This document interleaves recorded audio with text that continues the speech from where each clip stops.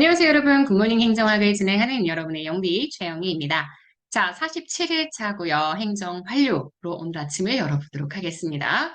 행정 완료는 그렇게 문제가 많이 나오는 파트는 아니죠. 그래봤자 문제 하나.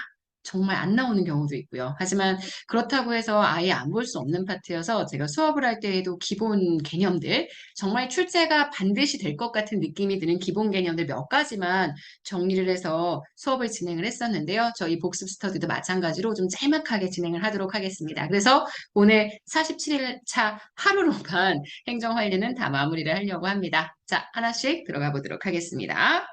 일단 행정 책임에 대한 개념이 나와 있습니다.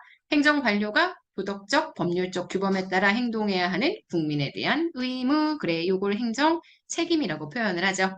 국가적 차원에서 국민에 대한 국가 역할의 정당성을 확인하기 위한 게 현재 행정 책임의 의미라고 이야기를 해줄 수가 있고요.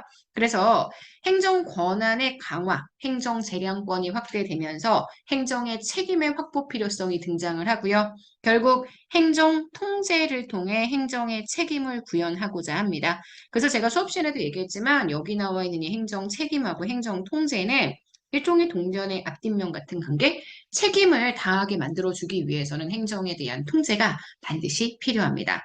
그래서 파이너가 강조했던 책임이 제가 짧은 책임 이렇게 얘기했습니다. 고전적 책임.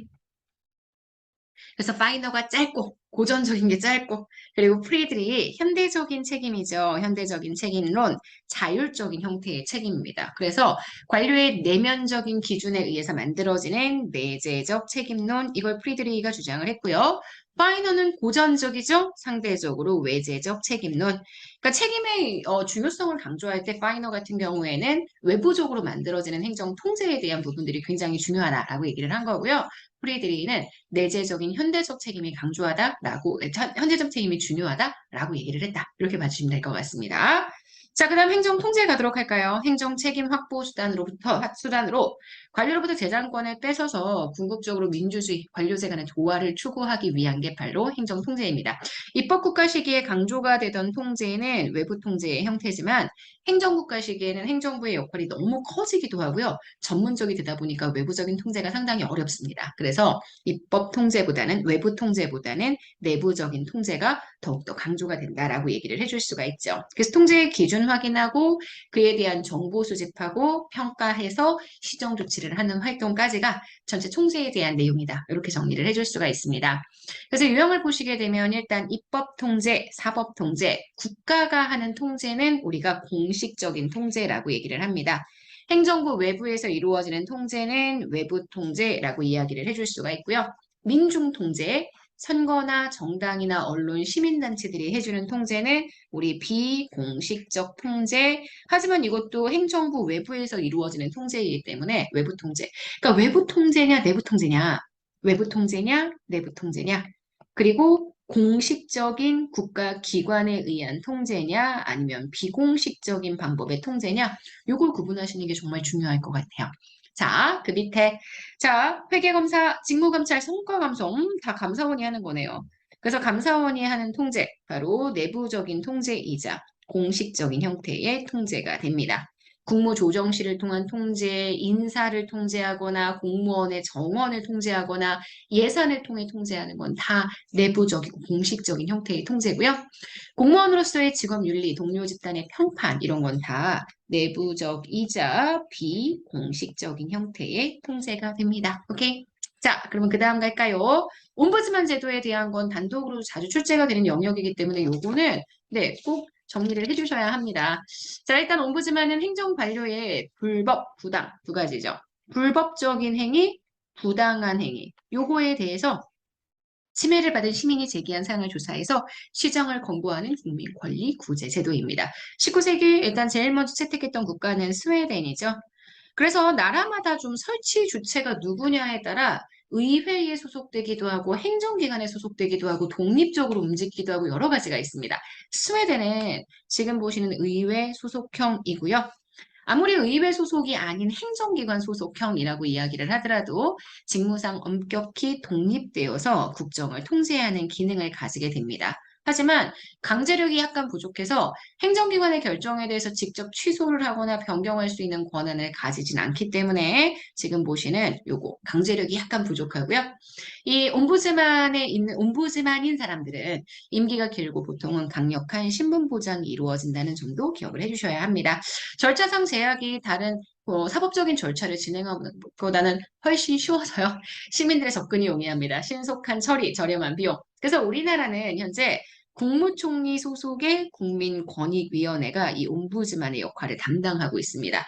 일반적인 옴부즈만은 주로 스웨덴 의회 소속형이라고 나오는데 우리나라 옴부즈만은 의회가 아닌 행정부처의 형태로 존재하고 있다는 것도 같이 좀 기억을 해주셔야 될 것 같아요.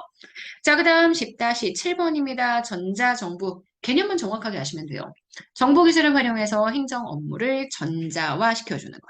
상호 간의 행정 업무, 국민에 대한 행정 업무 효율적으로 수행하는 정부. 그래, 서비스를 전자화시키기 때문에 효율적으로 수행이 가능하다. 이게 가장 기본적인 특징이고요. 원칙. 자, 이렇게 전자정부가 되면 개인정보나 사생활 침해가 발생할 수 있기 때문에 이거 보호해줘야 되고요.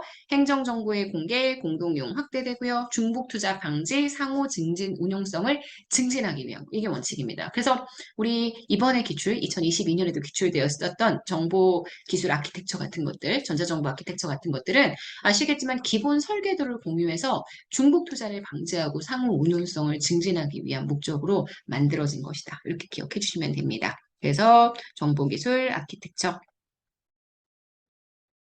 지금 밑에도 나와 있지만요. 이거 같이 기억을 좀 해주시고요. 이 규정이 다 어디 나와 있냐면 전자정부법에 규정이 나와 있죠. 그래서 전자정부법에서는 일단 전자정부에 대한 기본 계획, 전자정부에 대한 주무부 장관은 행정안전부 장관이라고 제가 계속 얘기를 했습니다. 그래서 전자정부 기본계획은 5년에 한 번씩 수립하게 된다. 기억해 주시면 되고요. 전자정부의 날도 지정하고 있습니다. 며칠? 6월 24일. 오케이? 자, 지속적인 전자정부의 발전 촉진을 위해서 규정하고 있고요. 정보기술 아키텍처 행정안전부 장관이 관계 행정기관의 장등과 협의해서 정보기술 아키텍처 도입 및 확산을 위한 기본계획을 수립합니다. 요것과 구분을 좀 해주셔야 되는 게 제가 수업 시간에 계속 말씀드리지만 지능정보화 사회 종합계획.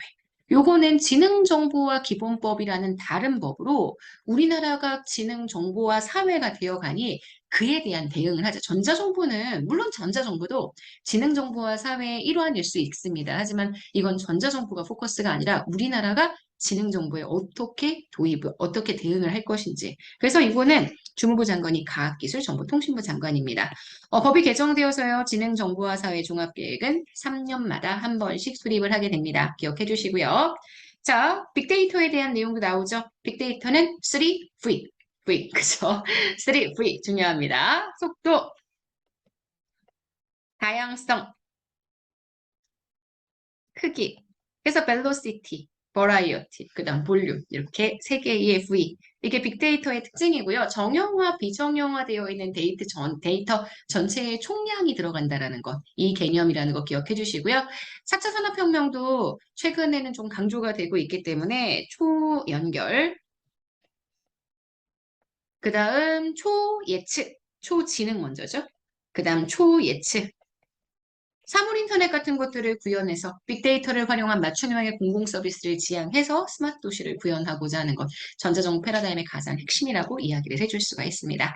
자, 그러면 이 얘기에 관련되어 있는 기출 선지 좀 한번 읽어볼게요. 일단 행정 책임에 대한 내용이 나와 있습니다. 쭉 한번 가볼까요? 행정 책임은 행정관료가 도덕적, 법률적 규범에 따라 행동해야 하는 국민에 대한 의무. 그죠? 도덕적, 법률적 규범. 그래서 도덕적인 규범을 강조하면 요거는 내재적. 그리고 법률적인 규범 강조하면 외제적 이렇게 표현을 하게 되죠. 행정 책임은 국가적 차원에서 국민에 대한 국가 역할의 정당성을 확인하기 위한 목적도 가지고 있고요. 행정 권한의 강화 및 행정 재량화의 확대가 두드러지면서 행정 책임을 확보하는 수단으로서 행정 통제의 중요성이 커지고 있습니다. 결과에 대한 책임뿐만 아니라 과정에 대한 책임도 굉장히 중요시하고 있고요. 신공공관리부에서 강조하는 시장 책임성은 고객 만족에 의한 행정 책임을 포함하게 됩니다. 법적 책임 확보하는 방법은 당연히 시대에 따라 달라지고 있죠. 자, 행정 통제 들어가도록 하겠습니다. 행정 통제란 어떤 측면에서는 관료들의 재량권을 뺏는 거죠. 우리가 계속 앞에 예산에서요. 만약에 통제를 한다, 그러면 재량권을 제한할 수밖에 없거든요. 통제와 재량권의 부여는 약간 반대되는 개념이라고 생각해 주셔야 될 것 같아요. 행정 통제의 중심 과제는 궁극적으로 민주주의, 관료제 사이의 조화. 국민들을 위해서 행정이 국민에게 맞게끔 움직이는 것. 그래서 관료를 통제하는 게 결과적으로 민주주의이기 때문에 관료제와 민주주의의 조화 문제라고 얘기할 수 있을 거고요. 입법국가 시기에는 외부 통제, 행정국가 시기에는 내부 통제. 맞습니다. 행정 통제의 과정을 순서대로 나열하면 목표와 계획에 따른 통제의 기준을 먼저 확인하고요. 그에 대한 정보를 수집하고 과정평가, 효과평가 등의 평가들을 실시한 다음 시정 조치를 취하는 방법으로 진행을 해주게 됩니다. 행정 통제의 유형 중에 의회, 법원, 헌법재판소 모두 다 외부의 통제이자 공식적 통제 방법입니다. 그래서 의회가 국정검사를 하는 것도요. 그 다음 법원이 행정명령에 대한 위법 여부를 심사하는 경우도, 그리고 헌법재판소가 권한쟁의 심판을 하는 경우도 구체적인 내용은 몰라도 돼요. 다 외부 통제 방법입니다. 외부적이자 공식적인 통제 방법 중에 하나 국회 국정감사고요. 의회는 국가 예산을 심의하고 승인하거나 혹은 지출을 금지하거나 제한하는 조치, 예산을 통제해서 행정부를 통제합니다. 그래서 예산에 대한 통제권을 가지고 있죠. 사법 통제는 행정이 이미 이루어진 후에 소극적인 사후 조치라는 한계를 가지고 있고요. 왜냐하면 아시겠지만 소극적인 것은 지금 보시는 사법 통제는 일단 일이 발생하고 난 다음에 이루어지는 것을 설명하기 때문에 사후 통제라는 그런 한계를 가지고 있습니다. 자, 일반 국민들은요, 선거권이나 국민 투표권을 행사해서요, 행정을 간접적으로 통제해주게 됩니다. 그래서 여러분 기억해 주시고요. 자, 외부 비공식적 통제의 방법 중에 하나, 시민단체의 정보 공개는 뭘까요? 정보 공개네요. 공개, 요구 및 비판까지 봐주시면 될 것 같습니다. 자, 언론, 행정의 과오 감시하고 비판하는 역할을 수행하죠. 전형적인 비공식적 외부 통제고요. 감사원에 의한 통제, 공무원의 직업 통제는 내부적인 통제입니다. 그래서 감사원이 하는 게 감찰이죠. 예산, 그 다음 인력의 정원 통제, 이건 내부 통제라고 되어 있는데요. 네, 맞습니다. 요거 다 내부 통제라고 이야기를 해줄 수 있습니다. 사실 이 문제에서 예산을 입법부가 통제하는 경우라고 이야기를 한다면 외부 통제입니다. 근데 스스로 행정부 내에서도 예산을 함부로 쓰지 못하게끔 통제를 하거든요. 아시겠지만 예산 집행 과정에서의 통제, 배정, 재배정이 있습니다. 그런 맥락으로 이해해 주셔야 되고요. 수임 예산 통제는 너무 헷갈리는 거 아니에요? 이거는 여러분 문제에 분명히 뉘앙스가 있을 거예요. 그 뉘앙스대로 따라가 주시면 됩니다. 자, 내부적이고 공식적인 통제의 방법으로 감사원의 정기 감사. 공식적이고 내부적인 통제에서 항상 이야기하는 게 감사원이고요. 이 감사원은 대통령 소속이라는 거. 그래서 감사원이 하는 통제의 방법은 회계 검사, 직무 감찰, 성과 감사 등이 있다. 이렇게 기억해 주시면 됩니다. 자, 옴부즈만 제도도 들어갈게요. 옴부즈만에게 민원 신청할 수 있는 사항은 불법 행위와 부당 행위 둘 다 포함됩니다. 합법성, 합목적성. 지금 보시는 불법 행위의 여부를 보는 게 합법성, 부당 행위의 여부를 보는 게 합목적성으로 다 알고 있을 거고요. 자, 스웨덴에서는 19세기에 채택이 되었습니다. 옴부즈만 제도는 크게 의회 소속형과 행정기관 소속형으로 구분이 되고요. 옴부즈만을 임명하는 주체는 입법기관, 행정수반, 국가별로 상이하죠. 통상적으로 옴부즈만은 의회나 정부에 의해서 임명이 되며 임명하는 기관이 있다고 하더라도 그 기관으로부터 직무상 완전히 독립됩니다. 그래서 국정의 통제 기능을 수행하게 되고요. 옴부즈만은 행정에 대한 통제 기능을 가지고 있습니다. 옴부즈만은 행정기관 결정에 대해 직접 취소 변경하는 권한은 못 갖습니다. 그래서 관계력이 좀 떨어지죠. 업무 처리에 있어서 절차상의 제약이 크지 않아서 시민들 접근이 좀 용이한 편이라는 것도 기억해 주시고요. 자, 전자정부 갈게요. 그냥 한번 다 읽어보시면 됩니다. 여기는 뭐 문제가 아주 많이 나오는 파트는 아니고요. 그래서 최근에 출제가 됐던 문제들, 특히 7급에서도 나오는데 7급 선지들만 제가 구성을 해놨습니다. 행정안전부 장관은 관계 행정기관 등의 장과 협의해서 정보기술 아키텍처 체계적으로 도입하고요. 이 아키텍처가 이렇게 중요합니다. 설계도예요. 그래서 이거는 행정안전부 장관, 전자정부에 관련돼 있는 주무부 장관입니다. 개인정보 및 사생활의 보호, 행정정보의 공개 및 공동이용의 확대, 중복투자 방지, 상호 운용성 증진, 다 전자정보법에서 규정하는 전자정보 원칙이고요. 전자정보법에 따라서 5년에 한 번씩 계획을 수립해야 하기 때문에 5년 계획이라는 점도 기억을 해주셔야 합니다. 전자정부의 발전과 촉진을 위해서 전자정부의 날을 6월 24일로 규정하고 있고요. 조직의 규모가 줄어들고 전자정부에서는 수평적 관계가 중요해집니다. 중간관리층의 규모가 축소되면 중간관리층이 차지하고 있는 비율, 행정 농도가 낮아지게 될 거고요. 분권화 촉진시키지만 이 정보를 누군가가 하나로 통제를 해서 집권화를 위한 방법으로 사용할 수도 있습니다. 정보의 공개 상호작용을 통한 행정의 신뢰성 확보 들어갈 수 있고요. 정보통신 기술을 활용한 업무의 효율성 제고, 정부 정보에 대한 시민의 접근성 강화, 이게 다 전자정보가 가지고 있는 특징들이라고 보실 수 있습니다.